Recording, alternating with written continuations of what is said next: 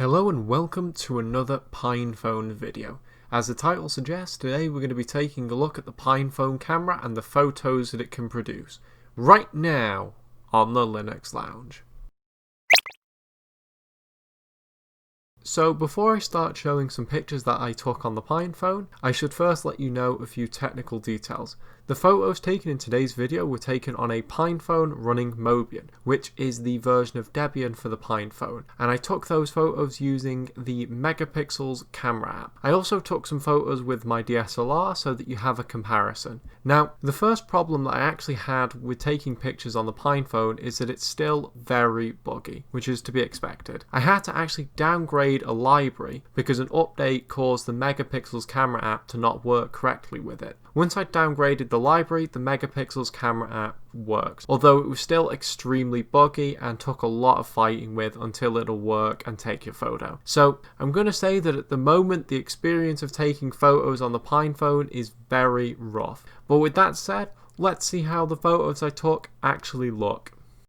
So first up, we have a photo taken indoors under reasonably good lighting conditions, and as you can see the colours are a little bit off, it's a bit blurry and it's also quite grainy. The blurriness is particularly obvious on moving objects and the graininess is very obvious in the darker parts of the image, so that should tell you how very low light images are gonna look. But with that said, I do think that this image is passable. Next up, we have a photo taken using the front facing camera, and I've got to say it's pretty rough. Now I'm sorry to say that this isn't the Linux Lounge face reveal some people might have been hoping for, but nevertheless you can see that the front facing camera is, yeah, it's seriously rough. The photo has all the quality issues of the back camera but even worse, and for some reason everything is kind of a shade of green, but I suppose for a quick selfie or a video call it might just be okay. The next photo I took outside, and I've got to say it's okay. It's a similar story to the one that I took indoors. It's fairly grainy and a bit blurry, and the colours aren't that great either, although I'd say they're not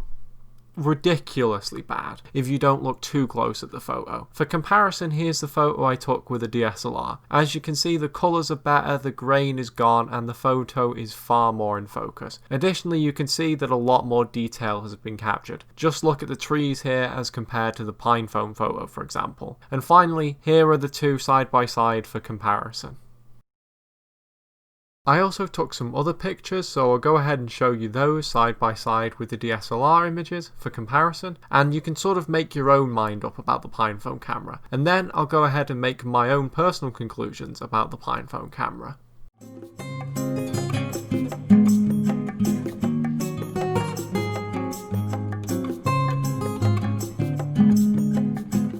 And there you have it.